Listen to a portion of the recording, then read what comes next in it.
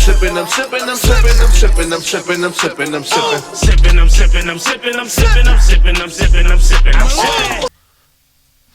This is Sippin' with Sammie. I am Sippin' with Sammie, Sam Malone, Barstool, Rug. If you ain't sippin' with Sammie, you ain't sippin' right. Please get your fucking life together. It'll be 2023 already and you wouldn't have had a shot yet. And I'm here in the studio of my guest today. Introduce yourself to my crowd, please, sir. I am Derek Chafin, and you are at Barn Sound Recording. Barn Sound Recording. I want to say first and foremost, Derek, thanks for having us here. This is an awesome setup. I said it to you, but the people probably get an idea. But this is an entire 2-story, 3-studio building that is a year old. Yes, just built it. It's still, brand spanking new. Well, like I said, thanks for having us. I love it. I'm Pleasure. really enjoying being here, and the hospitality is great. Thanks, man. Now, Derek is someone that I just met today. Heard a lot of great things about him from GRETCHEN, EMERY, and the band. Shout out to the band. Yeah. But super salute to GRETCHEN because her energy is amazing. Yes. So, as soon as she said, you got to talk to Derek. Whoever you want me to talk to, GRETCHEN. Whoever you want me to talk to. But can you give the people a little bit about your background and how you actually met GRETCHEN? Yeah. The guy I use a lot for mastering said, you should call these guys. They really need a producer. And I was like, this is Peter Humphreys from Masterworks. He was an amazing mastering guy. Right. Peter, I don't call people. I don't do that. I don't want to enforce myself on. They either find me or they don't, and whatever. And he's like, no, I really want you to call. Like, listen, call them. I'm like, okay, all right, Peter, I'll do it for you. And so I called, and they called back, and we started talking, and they came in, and we talked more about their goals and what they wanted to do and what they were looking for. And then we started working together, about developing the songs, all that stuff. They kind of liked my method of production. Right. So I kind of have a thing that I generally do with most of my artists that it's really old school. We don't go in and start tracking. That's not. I want to start with developing the songs. Like the songs have to be right first and fully fleshed out. So we get to a writing session. They come in. They show me what they have. I'll do like, okay, I like your verse and in what you think is a chorus is a pre-chorus. I want you to write a chorus, and it should kind of maybe go in this direction. And they do that. They come back. We chisel it some more, and finally, when we're there, we think, yeah, this is strong. This is good. Time to lock it in. Then we bring the band in, and we do a pre-production with the band. And I get to understand the players, their strengths, their weaknesses. We get the song kind of together, and then we decide it's time to record.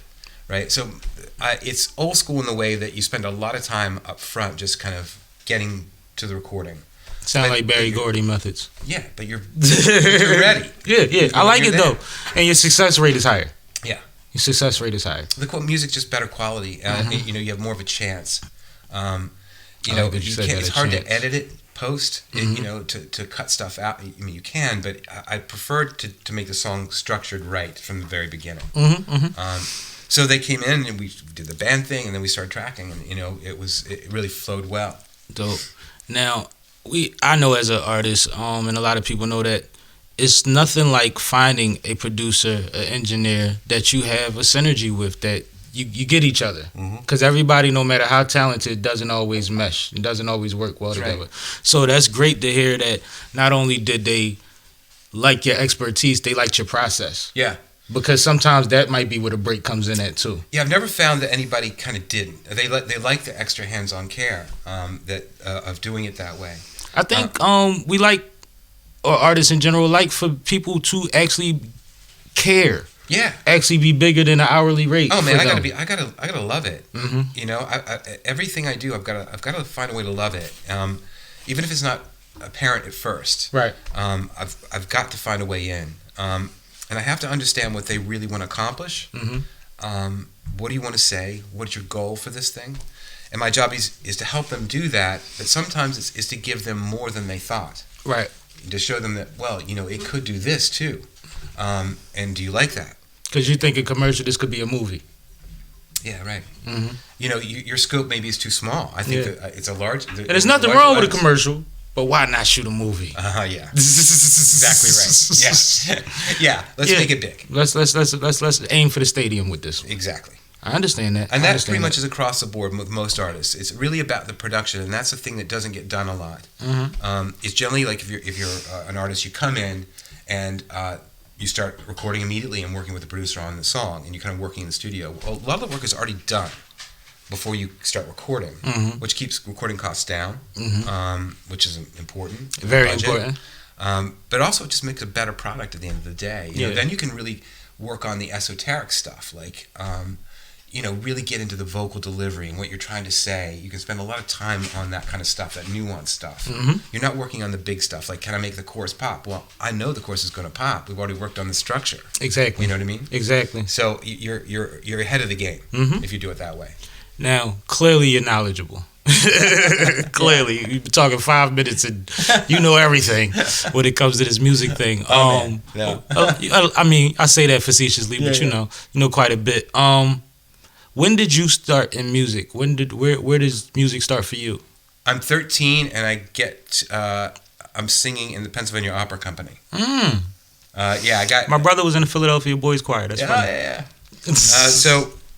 I did it for a year, and then they kicked me out because my voice changed. But it was great, and I learned like 13 arias by ear. So it was good training. So that's where it starts, and then I put a band together just post college. I wanted to write. I always kind of been doing music in some regard, like musical theater or whatever. But I wanted to try, a band, and so I put together a band. Did really well. We toured, all that kind of stuff. Signed, went through the industry, learned a lot. Got our heads bashed in. It was, but it was great. Welcome to the real world. Exactly, man. If you're not getting kicked around, you're not doing it. I think that's part of it. It's part of the journey. Yeah, it's part of the journey. So you learned every aspect of it, and loved it. It was great. I did that for a lot of years. Like 15 years I was in bands doing stuff, making a bunch of records. That's a blessing. And then I had slowly acquired some gear for doing demos. We had a barn that we had turned into our rehearsal space. And a friend called me one day and said, "Can I use your studio?" And I was like, "I have a studio?" So I was like, "Okay." And it kind of started from there. Then I kind of was an artist, but also kind of started producing at the same time. So I didn't come up from a technical aspect. I never went to school to be an engineer. I came in from an artist standpoint, and then I learned the technical. Right. I was about to say you had an ear and were willing to learn. Yeah. Right. I knew what I needed to accomplish, so I needed to learn that thing. You know what I mean? I learned about compression and EQ and all that kind of stuff, and what it does to your tone and what you can make people feel by that kind of thing. Because it all translates to feeling. That's what you're trying to do. You're trying to get a feeling across in any song you're doing. That's when it all started back in, and then I just keep on going. Different bands, different genres. Different bands, different genres. Yeah. You've mentioned that you wear just about every hat when it comes. You just don't run sound. But is there any part that you prefer more than others? Whether it be writing, engineering, recording, producing, I think you have performing. to do. Yeah, I mean, I think I love performance less than I used to. But look, I mean, I was out there for like 15 years. Yeah, it was superior at one point. Yeah, it was killer. Great levels, and we opened up for all kinds of national acts and all kinds of great gigs. But I guess that was okay because it's kind of a hassle too, and as much as it's exciting and terrific and important, it kind of like takes a lot out of you. Becomes a lifestyle. Yeah. So I don't know. Performance not as much as other things. Writing is still important because I think since I don't come at it from a technical aspect. I come at it from a artist standpoint. What I want is not to impose myself artistically on the artists I'm working with. I want to be in their court, not in my court. Right. So I think it's important that I'm always writing. Good. Because if I'm not writing, I'm working out ideas on the artists I'm working with, and that's not exactly cool, right? Yeah, that breaks it up for you. That makes sense. I want to deliver what they need me to deliver, and I can keep my kind of adventures off to the side. My And adventures. when I write now, it's more about that. It's more, the kind of the cuffs are off, and I feel like I have to be more kind of exploratory in my writing than I was before. You were always kind of like hit the back of the stadium. Always make that the big hook. Right? I don't feel like I have to now, and it can be more interesting. Right. It's not the goal. It's just to be interesting is really the only point of it. And I can bring that experience back to the artists I work with. Like they need a strange effect. Okay, well, I know how to do that. I've done it kind of off to the side on my stuff. Right. So it kind of works together. And I don't impose myself as the more important thing. I don't make my record on them. You know what I mean? I mean, it seems like it could be refreshing sometimes not to have to. Not to have to be the focal point all the time. Oh yeah, it's great. I was a front guy, so there's always that kind of thing of like ego. But I found it really. I love being in the service of an artist. It was very easy for me. And sometimes you know, like a front guy has to have that killer instinct. You have to be about yourself in some ways. So I was worried for a while. Like, can I do that? Can you be selfless? But man, it was really easy. And the artists light you up, and they make you feel what you're doing is important, and you've got something to contribute, and they make you feel really good about that. And you hear it coming back to the speakers. Right. It's working. Right. That's a sensational feeling. It's a different high. Yeah, totally. And so great, so rewarding. You know, I get all I need out of that. That's dope. It makes a lot of sense. Now, we're in Barnhouse Studios, correct? Yeah, Barn Sound. Barn Sound Studios. Yeah. What was your thought process when you said, I'm gonna take this barn? Because clearly you started in a barn, so the barn is the theme. But like to do it all over again. Yeah. What was your thought process? What did you think the benefits of having a studio in a barn since you've done it before? Like what are those kind of things that make you do this? Because this is awesome. This is awesome. Oh, thanks, man. Thanks. Yeah. I learned a lot from the first studio, and I was there for a lot of years. But again, it started as a rehearsal room, and then kind of slowly built up as a studio. So this was an opportunity to build a studio from ground up. And be intentional. What would I do? So I learned a lot from that first studio. That I wanted it to be an artist's place. The most important thing. It should feel comfortable, and then it should have technical prowess. Like, no excuses. Like, you're making grade A records. Like, from start to finish, we don't have to send anything off or anything. Mic pre's, mic selection. The only difference between me and a world class studio was like they would have 10, U47s. I have one. Right. But I have one. Right. That's important, right? So I don't need 10. I'm not doing large orchestras here. So, exactly. But it had to have technical prowess. You had to get a record that could match, any other record out there. Absolutely. But you had to be comfortable making that record and feel like a creative environment, and not like there were lab coats around you, or that you were always watching the clock, or all that kind of stuff. And to feel artist friendly. So it's a work in progress, but that's the idea, and particularly why I like barns, because there's a kind of built-in aspect of it. You're just kind of in a barn. Yeah. And it's like, wow, okay, it feels comfortable. Yeah. It's already kind of taken out part of that equation and made. And what do people do in barns? They get loud. They might smoke. They might drink. They might dance. They do all of these things in barns. It's actually always been an event space. Yeah. Exactly. We were talking earlier, and we're saying the one thing that's kind of unique is I didn't want any sight line between the control room and the cutting room. We're up in the cutting room right now. We're filming in the cutting room. And that was because I wanted the artists to get in their own environment and not see me and not be colored by my reaction to them or anybody's reaction to them. I wanted them to be in their own world. If it's one single artist or a band, they're together in that environment. I'm out of the equation. Only through their headphones do they kind of hear me and whatever. There's another room downstairs I have that that has glass and we can talk back and forth if I need that kind of thing.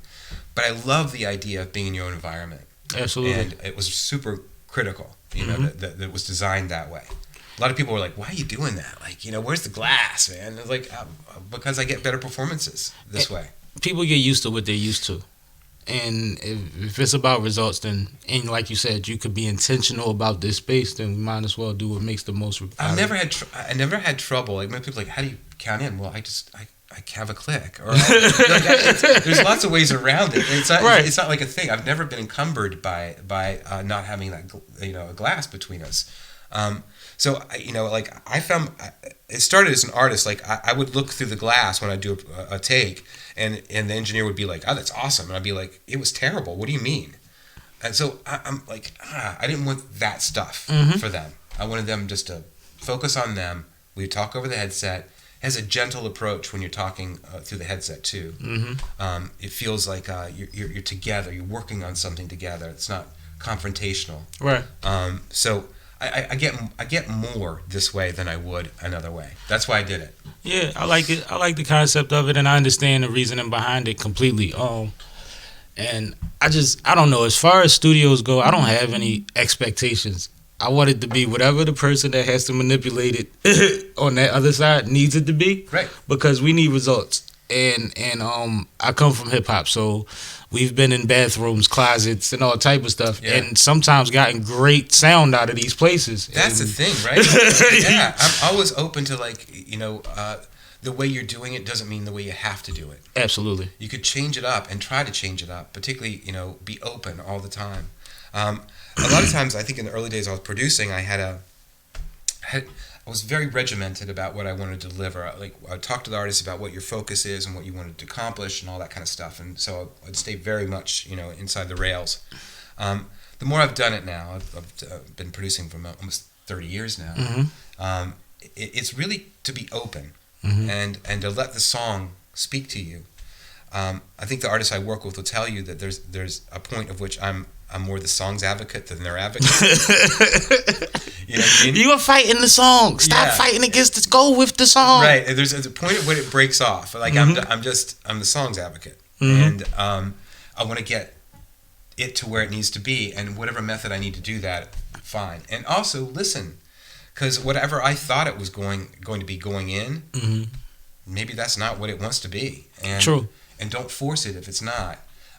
Knowing when to lean in on a song and really go for what you want, and to sit back and listen, that's a moment, right?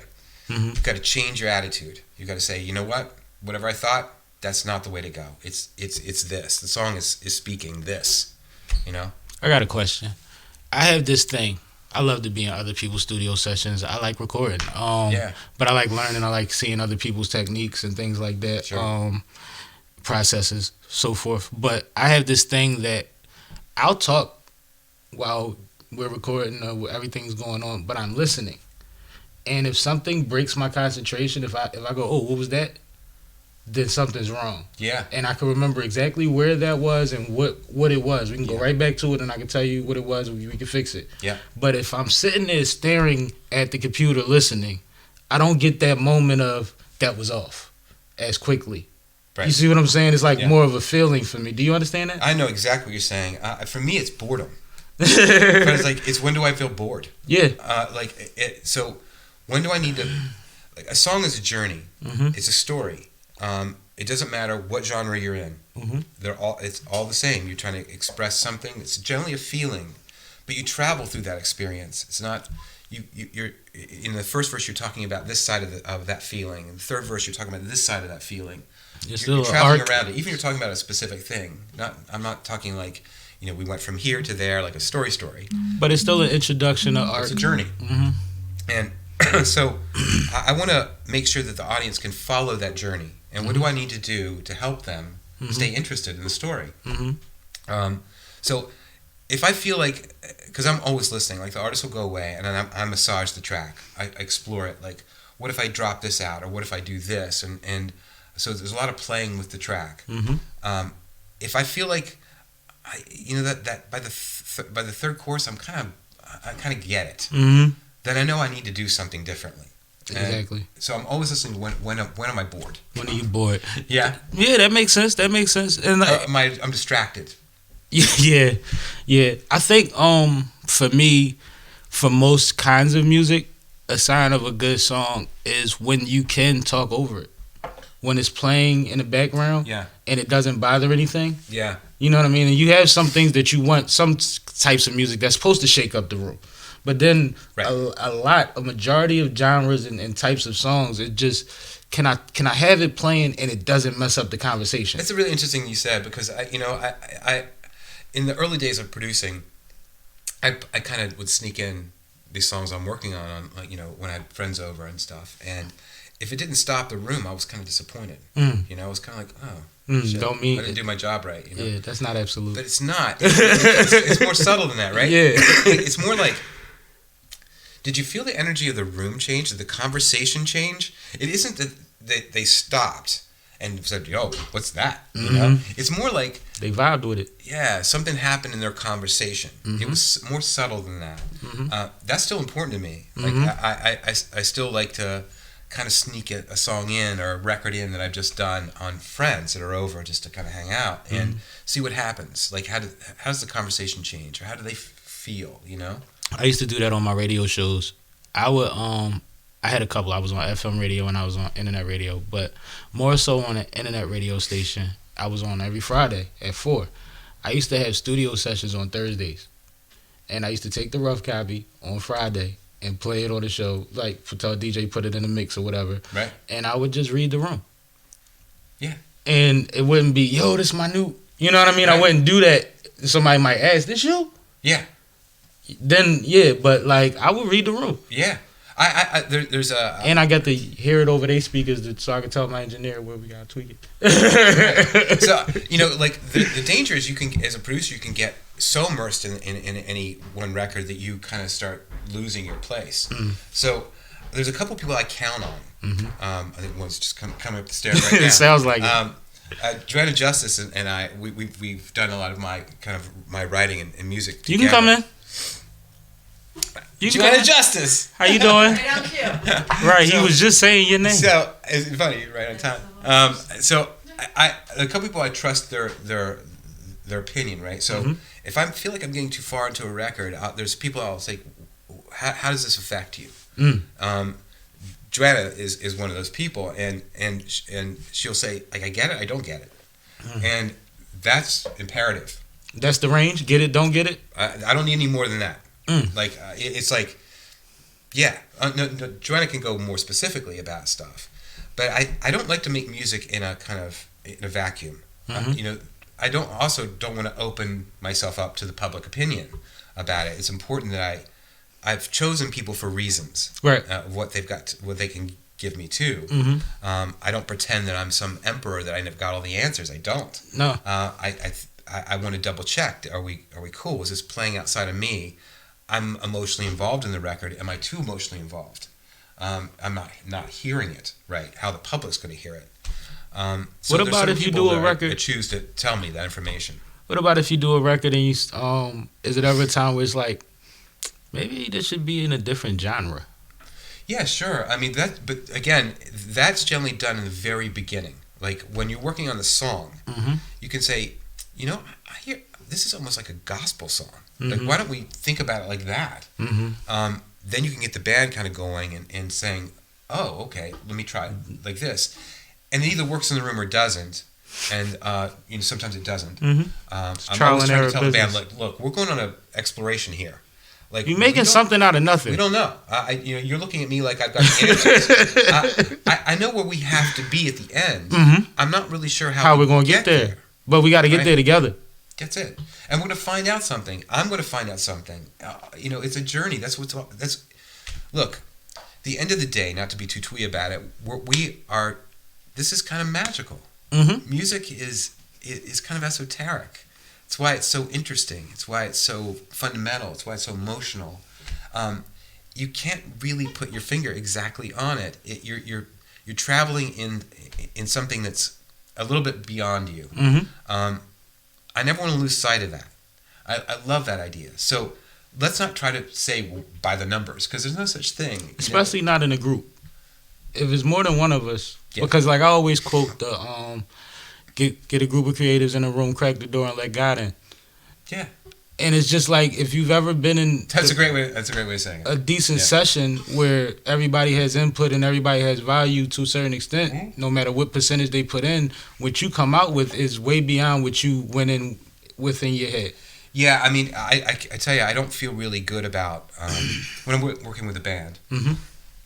I don't feel good about it unless the band walks away from the pre-pro that we do, feeling like they're in a different place as players individually, as a band. If we're not excited growth by the end, I haven't done it right. Like they should see their potential. They should be in a new place by the end of a pre-production. That's powerful. That's That's powerful. amazing. But that's a huge responsibility on you. That shows how awesome you are. Well, because you put that on yourself all the time. That means that you're accomplishing this. Right, so I walk. You know, the whole thing is because it's a kind of spiel that you have to kind of say, like, I'm not your dictator. I'm your Sherpa. I'm your Sherpa. You know what I mean? Like I know exactly. I think if you want to go there, I can show you the best route there. It's gonna be interesting. It's gonna be challenging, but let's not do this thing. Let's go here. But I'm carrying your weight up the mountain.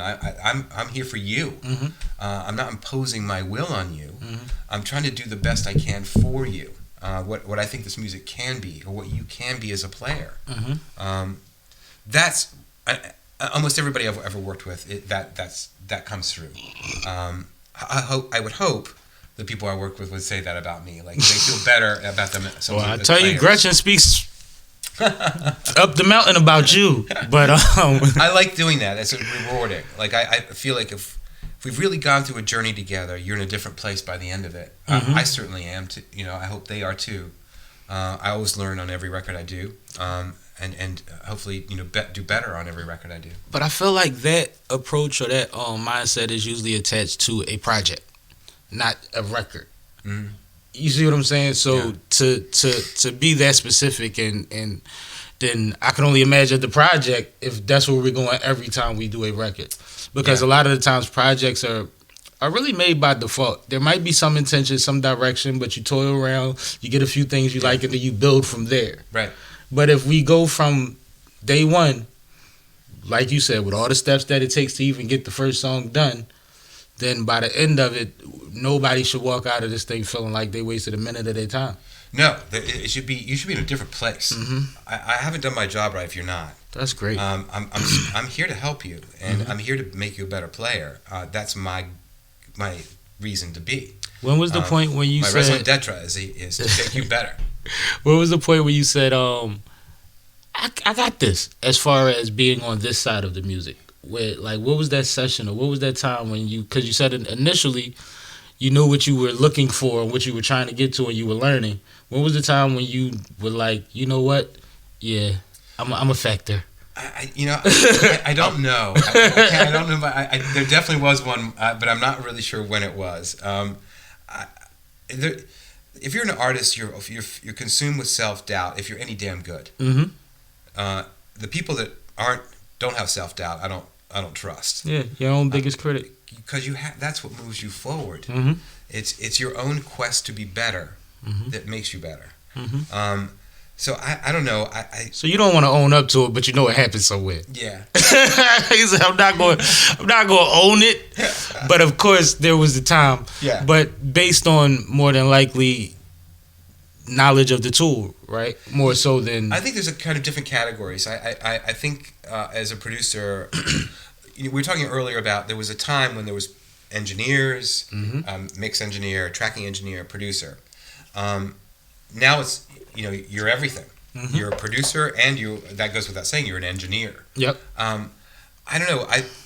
Those are really different skill sets, and I think my technical prowess was less than my artistic prowess in the beginning, and I think I struggled to kind of get up to speed to where I needed to be. I could hear it in my head. I didn't know how to deliver it technically, so it took a long time to get there. That's a problem in song making too, though. A lot of the times when we write the record and when we're going over it before we get to the studio, it sounds different in my head. Yeah, right. It sounds different, but I know what I'm looking for. But when I get there, it might sound like you said, be that bigger thing. Yeah, that's it. You got to stay open to that idea, but you kind of, at least it's still in that same general area. Like what you set up earlier was kind of like, we're going to be here. Now I might have thought we were going to go this way to get there, but we actually kind of went that way to get there. Landmines on the mountain. Yeah, I don't think I've shifted the end goal. Just the way we got there shifted, and I stayed open to that idea. I feel like everything record I do, I learn, and it's a constant thing. That's why it's so interesting. If I felt like I knew it all, then I don't think I'd be of any damn good to anybody. You know what I mean? But things evolve constantly as far as the tools that we use to even make the music, the technology, the keyboards and things like that. Or even the point the of sounds. Music. Yes. The things that are dominating that bleed into other forms. And you said that even as a performer, you did a lot of genres. Yeah. So it's like when this many moving parts, there is a way to stay interested as long as you don't burn yourself out and get frustrated. And clearly you're nowhere near this because this is a brand new studio. Yeah, it's brand new studio. I love the artists I'm working with. It stays exciting. I mean, I have a lot of different genres, which is nice. Can you name some of them?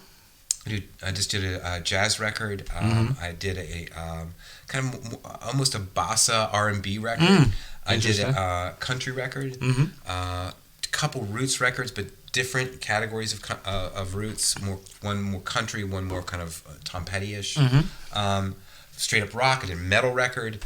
So I'm always working in multiple genres, and luckily I'm never working at the same time with the same genre. I've been lucky. I get to kind of, devote my Americana to one band at a time, Yeah, and then you get to work different parts of your brain. Yeah. I know, it keeps me interested, and it keeps me interested in music, because that's the way I listen to music. I'm interested in all kinds of music. I just listened to, I went to and saw a jazz show the other day, which is not really my forte. Ambrose, I forget his last name, and it was amazing and emotional and kind of fusiony. Not typically the thing I'm interested in, but it was an eye opener. I try to stay interested in music. Right. I don't try to say, oh, I got this, I know this. We do, 2 + 2 = this. Like when you do that, man, you're no longer really doing the artist thing. Yeah, you're cheating. It's a job, and it's like it can't be that. Music demands more than that. It requires the emotional content. You have to be with it, So I never want to be like, here's what we do. I don't know. Who is your favorite live performer that you've seen live?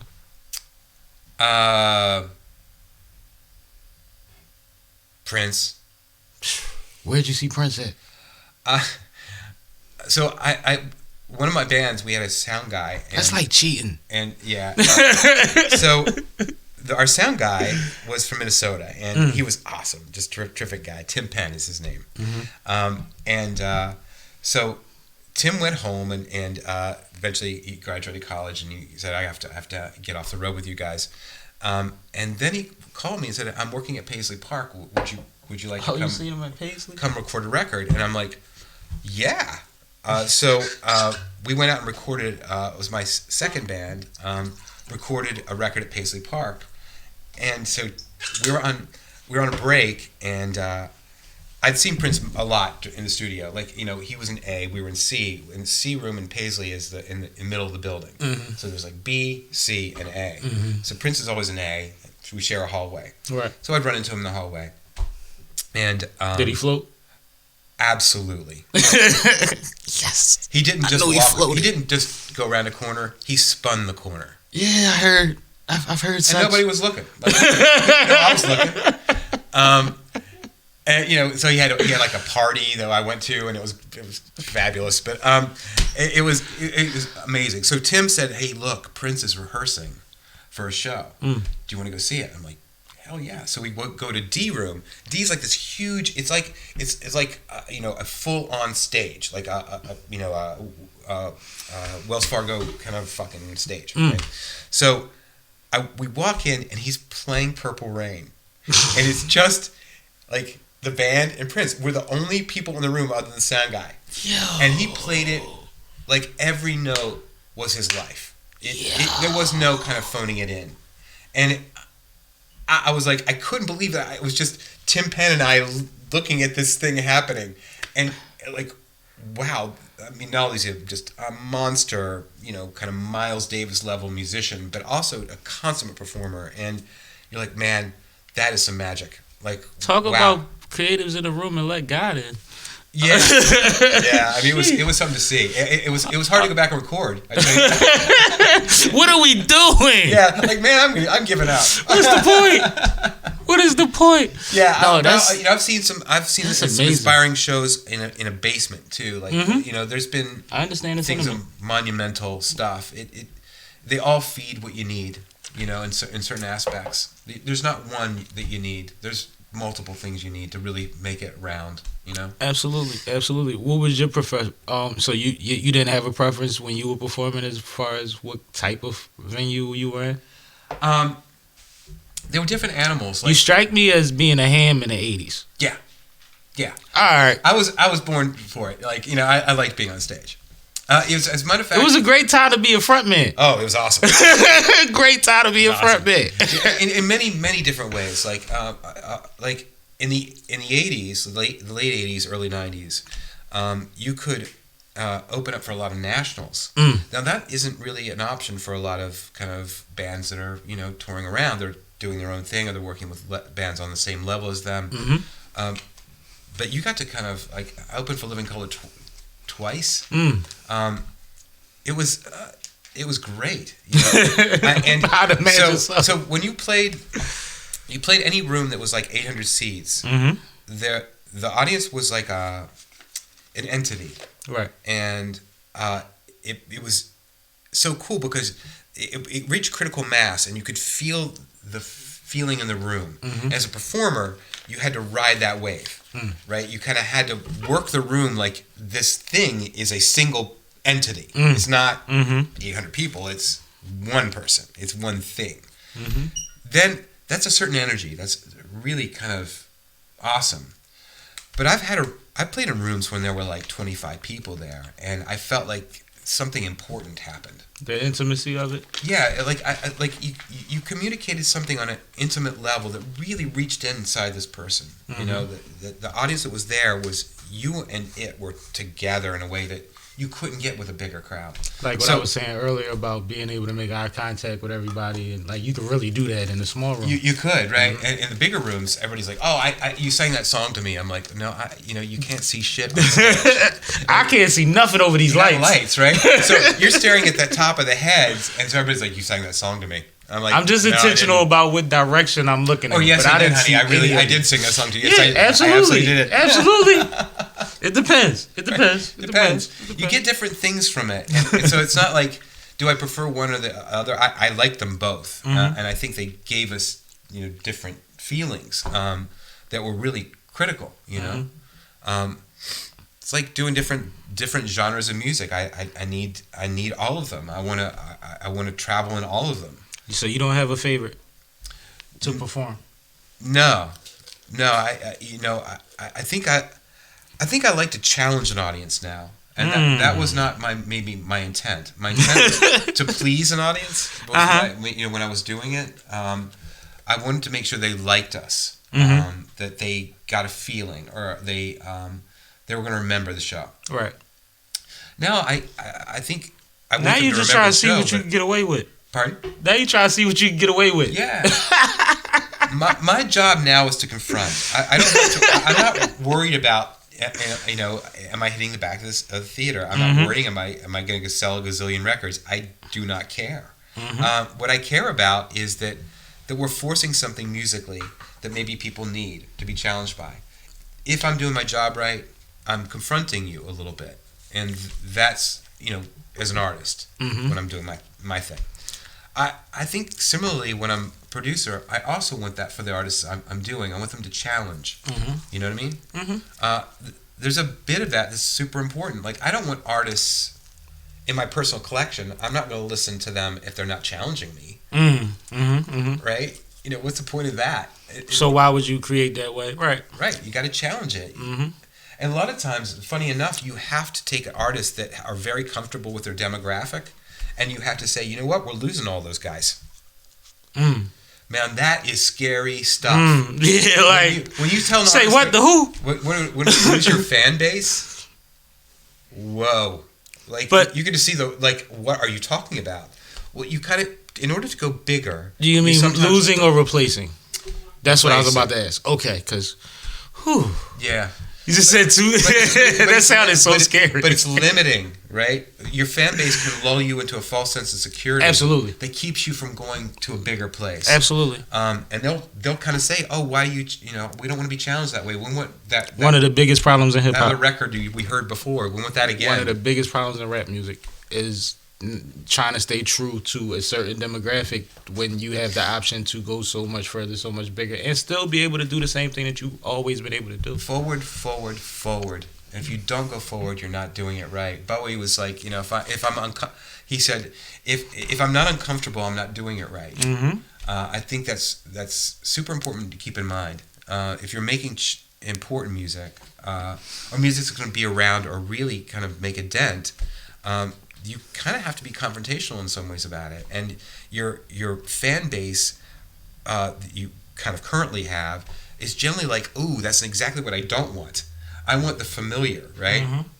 So they're singing you that lullaby, but it's not good for you. The more I'm thinking about it, I think I'm challenging my crowd too. Yeah. I'm going to be honest. I don't think that I've looked at it the way that you said it, but now that you mention it, I come out one way with something that's super calm and relaxing, and everybody do your two-step or whatever. And then I go up, and I watch their reaction. Right. And then I go somewhere else, and I just want to see if they still with me. But I never looked at it like what you said. I guess it's kind of similar. You got to challenge them, man. But I feel like it has to be an art. You have to either go here, or you have to go here. Yeah. Right. When you're on stage. Yeah. It's a journey. If that makes that, yeah. Right. I mean, look, I don't want them to lose fans. Like I'm not. It's like I don't take pleasure in people losing their audience, but I know that their audience has different. They have different priorities. And your audience doesn't only listen to what you your last make. record. They want that record again. Yeah. Right. Well, okay, but they don't know what they want. A bigger audience is waiting for a bigger record. And the audience also doesn't know what they want if they don't know what you're capable of. Right. They know what they had. And that they like that. Right. You might love the next thing. In the 80s, there was a lot of bands, and their second record was exactly like their first record. Because the record company was just like, we want that Pretenders sound. Like, don't make another different record than that first Pretenders record. Jagged Edge. Whatever it is, right? They made 4 wedding songs. But to go forward and to stay current and to stay kind of in the conversation, because at the end of the day, music is a conversation. That's all it is. It's just a conversation. You're in your culture. You're in your moment. What do you have to say about that? What are you reflecting about that moment? And Prince kept changing the damn conversation. Right. I'm still stuck on Prince. I'm sorry. But when you really think about it, yeah. It's a conversation. It's a conversation of the moment. And some people get hung up in like a certain genre. To me, that's like, it's like baseball stats. Like guys that really get into like the statistics. Like, okay, that's cool. That's fine. But there's a whole lot that happens in real life that you're not accounting for. I want to go forward. I want to have the conversation that's relevant. It's like. But are you a singer or a rocker or whatever have you, or are you an artist? Some people just don't need to be artists. No, I think it's really cool that people know that difference too. Some singers are like you don't write. Right. You just sing, and that's great. Like Sinatra never like. And work on it, but don't force it. Yeah, Sinatra never said, I really think I want to write. Never cared. He didn't care. He's a singer. He had the best life. Right. I mean, like today we kind of say, well, unless you write, you're not. Well, I don't know about that. It's something. That's strange. Something to be a singer. It's amazing. Before the Beatles, writers have a lot of leverage, though. If you can write, nobody and sang sing their own material. It was like they were the first band to kind of do it. So of any import, that changed the whole thing. Like now, people are like you have to kind of be everything. I don't know. That sounds like it's across the board now. I work with a lot of artists that write their own material, so I deal mostly with that. They're writing it, they're singing it, they're performing it. But I've never held to the fact that you kind of have to do that in order to be an artist. You can be a singer, and that's it. I think you have to embody the record. You have to make a great record. Yeah. The end of the day, it's all about the record. It comes down to the record, and as long as everybody that was a part of the record gets the respect that they deserve from the record, let's make a record. Right. And does their role towards that end? Right. You know, we try to, at the beginning of a record, I'm always trying to make people, here's where we're going. We have to be on the same page. Mm-hmm. And inside a song, I'm always trying to say, where are you emotionally? Like, do you understand where your dynamic is? Because that connects to how powerful you're playing. So I'm getting therapy. I want my verses at 70%. I want my choruses at like 95. The last chorus, I want it 100. Give it all on your last chorus. I do the number thing too. I'm big on the number thing. You at a 75. I need you at it. I do that. I do that. And I look back at so we really make this thing explode at the end. And I listen to songs based on numbers. Like I'll hear a song and be like, "That's damn near a perfect song." Not somebody I know. I'm talking about like mainstream records. Like when you're trying to figure out why it works, it's like because everything about that makes sense. It's like a 97. Yeah. Like I think like that, but when I say like that song's a 97, people be looking at me like, "What do you mean?" And it's like, no, like. For whatever that was, they brought that whole thing all the way together. Right. At a high level. Yeah. I love it when that happens, you know. Mm-hmm. But there's, even inside the song, there's moments. Like, I'm always talking about a band about where is the moment. Sometimes it's not the last chorus. Sometimes it's the bridge. Mm-hmm. Like, there is the moment. Like, what is maximum power? And sometimes where that moment belongs to the energy? band. Sometimes that's the band's time. Yeah. The dun dun dun dun. Right. Where are we leading the audience to feel this kind of feeling? And then how do we play out that energy? Like sometimes you lead to a moment to feel a release, you know? So I want the band to be aware of where they are together emotionally during the song. Like first verse we're here, second verse we're here, third verse we're here. Power-wise, playing-wise, you know, power-wise. Seems to be more difficult with multiple vocalists though. Yeah.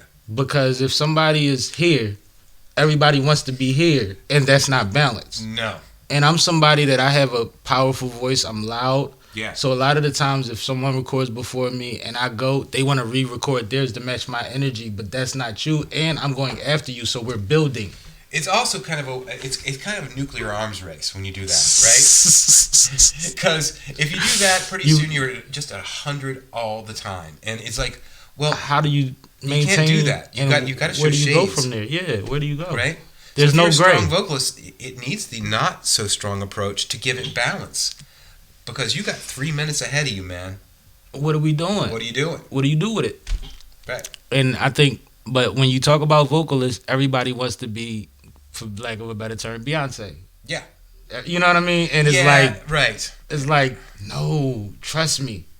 Yeah, I mean, there was, it's I called it the Christina Aguilera school of singing, because it was like you trying to win. You barely lay down the melody before you're riffing, and I mean, she's a hell of a singer. I don't mean anything disparaging about her it. style I'm just saying, is her style. I think it's just thing. Yeah. like, look, riffing is awesome, but you know who people still listen to? Billie Holiday. And Billie Holiday was not a riffer. It wasn't. It was like the emotional content mattered.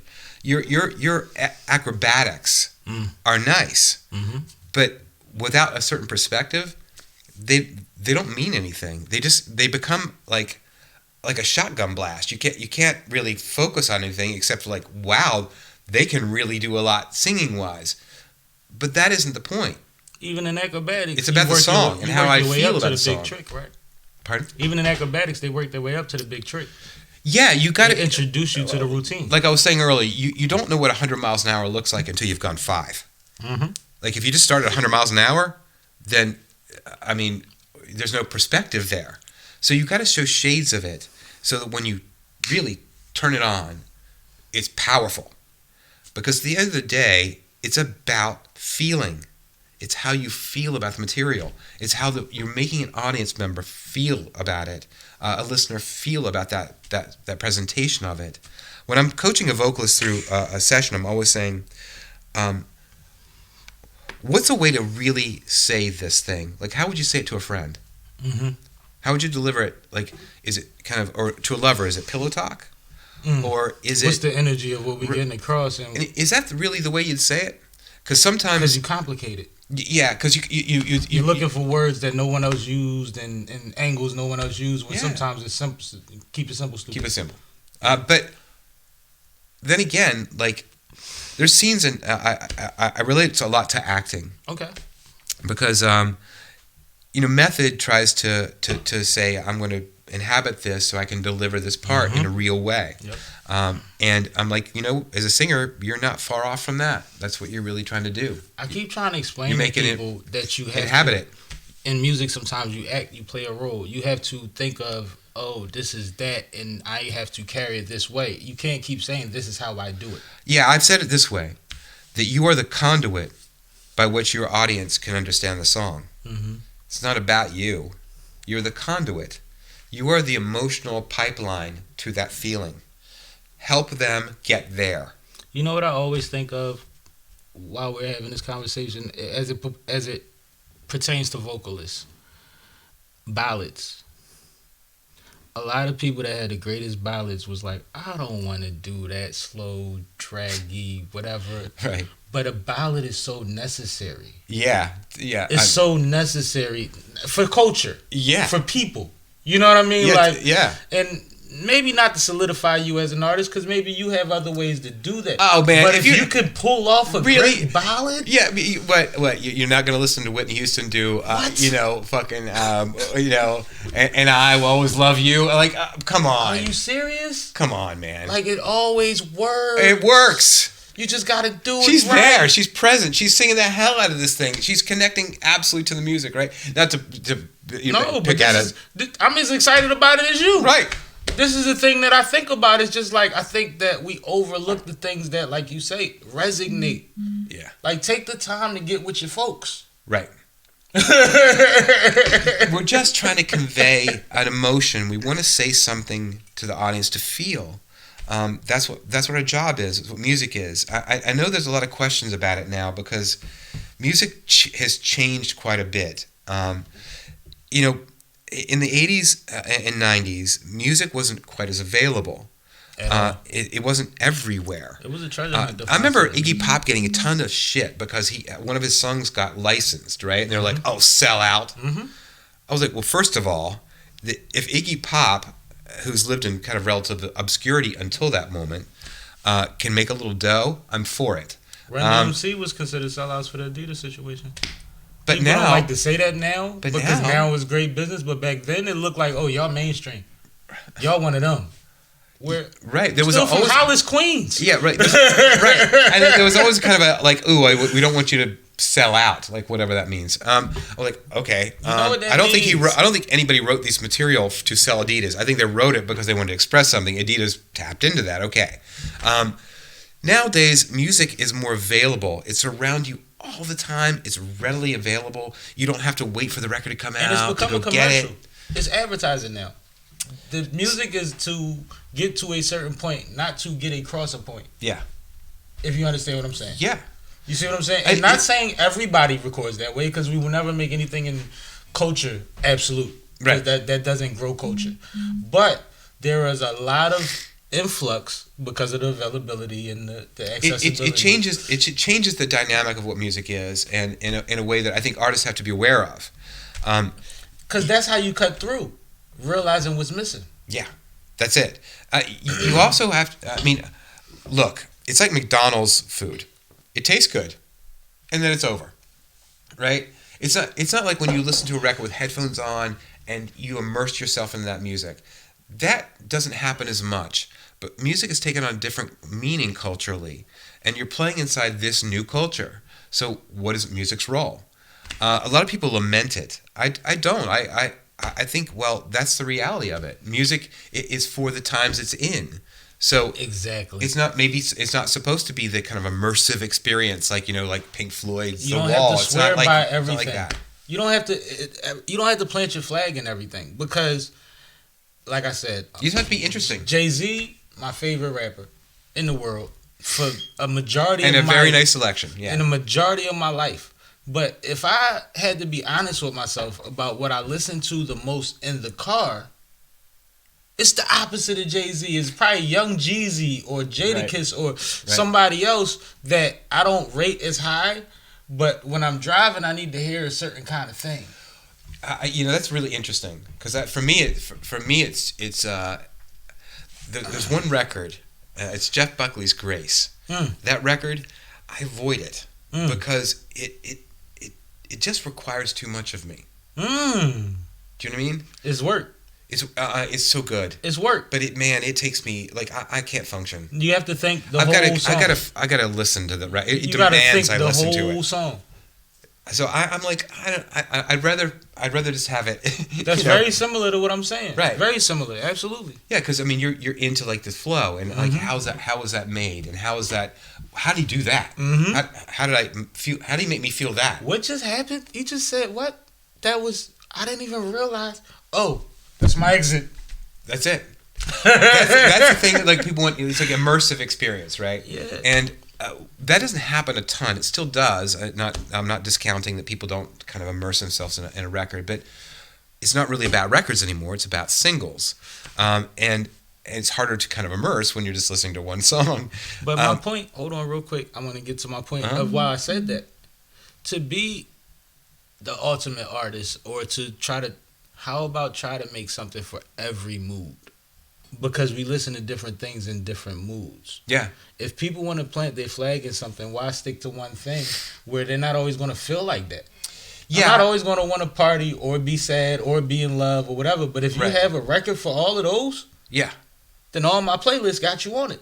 Yeah, I mean, look, I mean, it is what it is. Like if an artist is a kind of a down period, then they're going to express in a very down way, and I'm okay with it being kind of semi-monotoned. But do you influence that? Like, an artist calls you and says, I'm not really up to it today. I don't feel it. And you say, no, this is when we need to record? Or when somebody says, my voice isn't where it usually...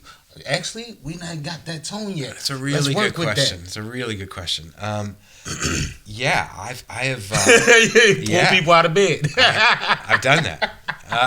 I've waited for them to break a little in order to sing the song right now. Yeah. It's different feeling. Yeah, I didn't feel texture. Yeah, I didn't feel bad about doing it. Because you knew your goal. But I'm sure they hated it until they got it back. Oh God, yeah, they hated me for doing it to them. Until you hear it back. Yeah. But no, it was the. At the end of the day, it's something you have to travel through, and I knew that they were going to appreciate it on the backside. Like they were going to get through it, and we're going to. But the moment was then. They were a little broken. The voice was a little hammered, but that's exactly what needed to happen to deliver that song. And so the moment was nigh. It was right now. So they came in. It worked just like that. It was, you felt them being on an emotional edge. Mm-hmm. You felt the voice worn gave you more the message of the song. Mm-hmm. It wasn't, they were angry. You're like, oh, I want it to be beautiful. I'm like, no, but it doesn't have the same feeling. Right. You could sing it perfect, and it would be kind of like, well, all right, like Walmart. Okay. It'd be just like bland. Elevator music. Whatever. Like, oh, okay, but you sing it with a little bit of edge and brokenness. That's human, and people relate to that. And you let your guard down. You let them see you. And this is a range you can't pay for. Real. You got it by accident. Yeah. Bang it out. Yeah, that's it. It happened. It's upon you. So what are you going to do with it? Mm-hmm. I've done that rarely, right? But you know those moments I'm talking about. I did. I would generally push into a song. After an artist has already kind of done their first, we've already gotten a couple songs or one song, mm-hmm. and I knew the voice was a little hammered, mm-hmm. And I knew they'd just gone through an experience to deliver that song, so mm-hmm. they were a little kind of, a little wobbly. Like I was like, oh, now we need to sing this song. This one. Like, no, I wasn't prepared for that song. I don't want to sing. I'm like, we need to sing that song right now. And you have the patience to get through it. Yeah, I think. I mean, look, if you're doing it right. When an artist is singing, you are with them like 1,000%. You're going through everything with them. So I was worn out too from doing that song. Like, woof, that was an experience. But as a producer, you have to also know that they need to do the song now. Right. Like, did I want to? Not necessarily. Right. Like, no, I feel like I've been through a tornado too. But so means to an end. But we need to do this. You know, I know where your voice is. I know what your emotion is. We need to go now. You just try to stay just on top of the record. You're always forming on the song. Like, yeah, I know I've got obligation to you as an artist, but I know where we need to be on the record and where you need to be ultimately as an artist, not just in the moment. I like that. Everything you say comes back to the same thing. You always full circle with just your mentality and your energy about why you do what you do, which is why you've been doing it at a high level for so long, and that's beautiful. Yeah. What is a mantra or a quote that's inspirational that you tap into? Or even a line, a lyric sometimes, but those are the same. Yeah. We use them the same way. We just don't give them the credit. Yeah, you're right. Yeah, it's true. You know, I love the. It doesn't encompass all things, but I love that Bono said, you know, you kill your inspiration to sing about the grief. I love that line. That's wow. Yeah, you kill your inspiration to sing about the grief. Wow. I always point people to Leonard Cohen for Hallelujah, for the lyrics for Hallelujah, for kind of something to aspire to. And love is not a victory march. It's a cold and it's a broken hallelujah. Love is not a it's a cold, it's a broken hallelujah. Then you understand love. I know that. Yeah. Right. It's like, okay, it's so much more and so much more complicated and so deep and rewarding. It's only through complication do you know, rarely are the simple things the best. That's nice. I appreciate the simple, and when it's easy, that's awesome too. But the stuff that sticks to your ribs are generally the stuff you fought through. It was a journey you had to kind of traverse. Absolutely. I've accepted that. So for me, I think it's accepting the ups and the downs has been a tremendous part of it. Like, at the end of the day, if life is a seesaw, right? Absolutely. Would you rather sit towards the center where the ups are not so bad and the downs aren't so bad? Or would you like to sit at the end of the seesaw where the ups are really fucking awesome? I sit in the second or the row. really downs are really bad, but you get to see so much from up there. Like, I want to be on the edge. I sit at the second row of the roller coaster. Right. I'm in the second row. I'm not the one in the front. Right. But I need to be up there because I don't feel like I'm doing nothing if I'm not up there.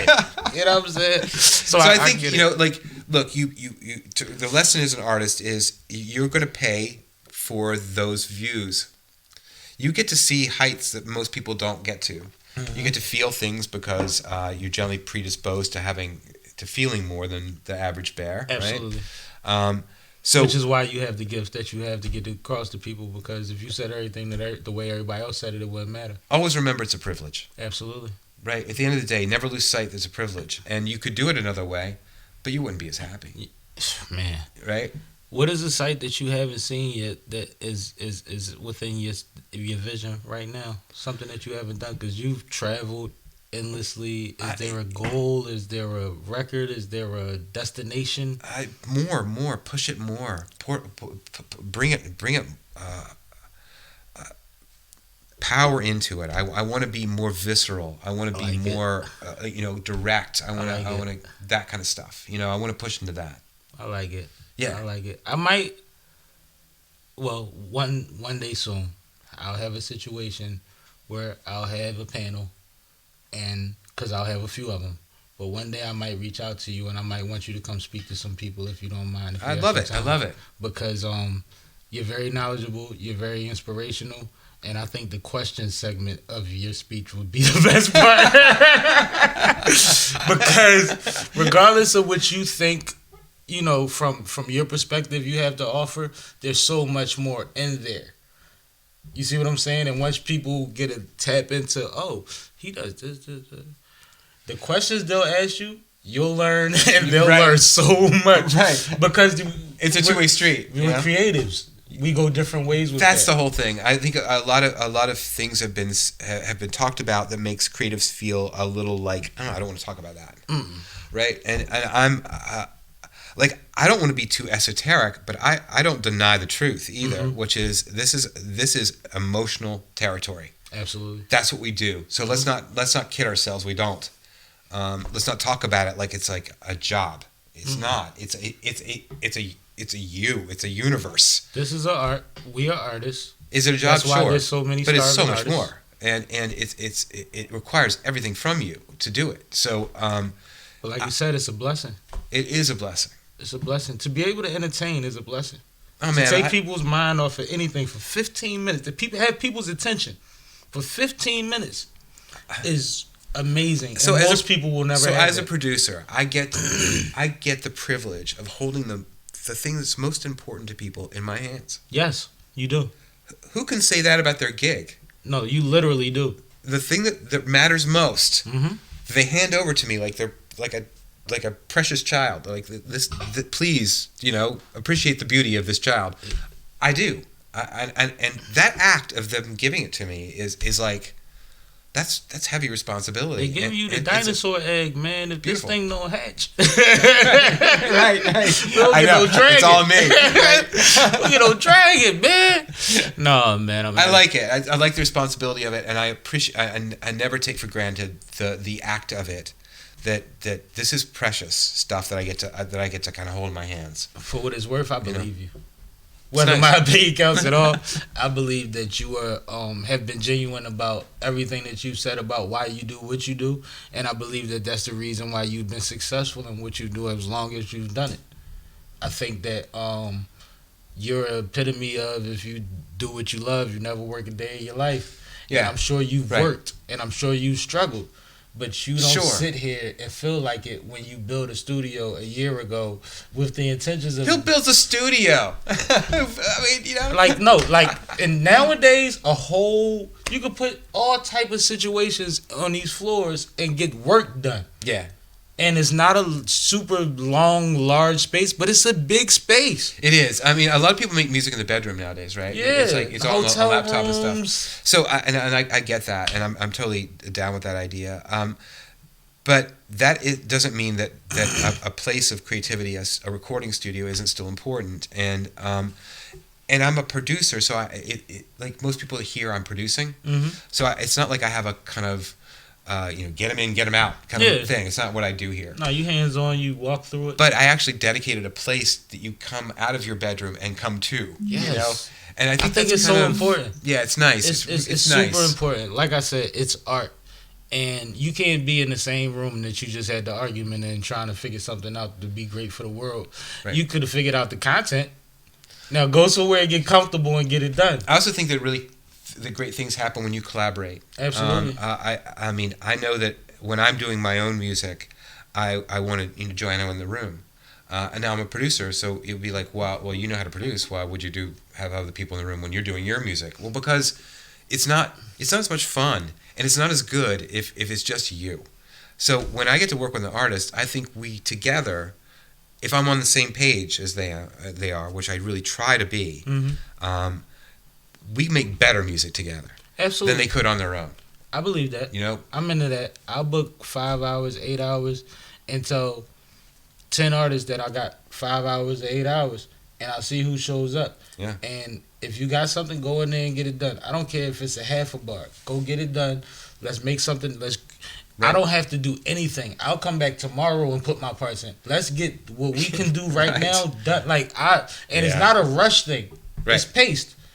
I'm relaxing. I want y'all to relax. Yes. But don't overthink it.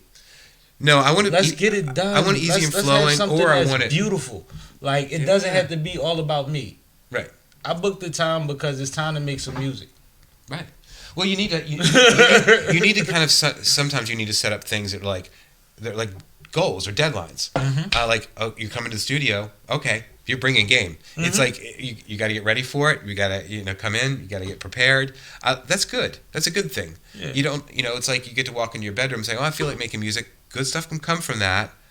But there's also really good when you set up a time to kind of like. This is very specific. Mm-hmm. And it's no pressure. Literally, no. Come and hang out. If you don't do anything today, cool. If your intention is to do something, make something work. Oh man, I've had sessions where the vocals came in and it wasn't happening. I'm like, we're not doing this today. That's fine.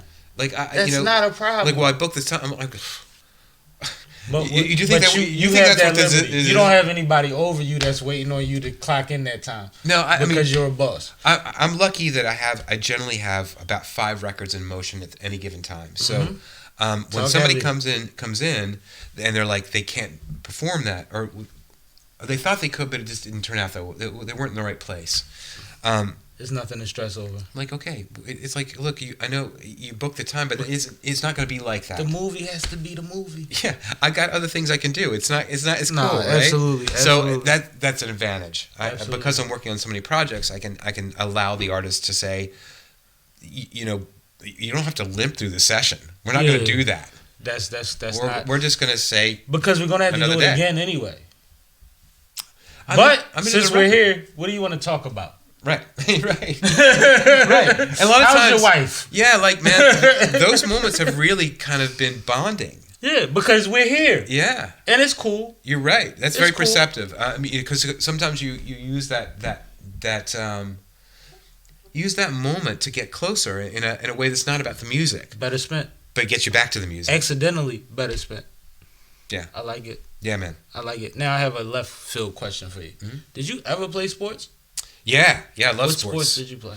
Played football. And I played tennis.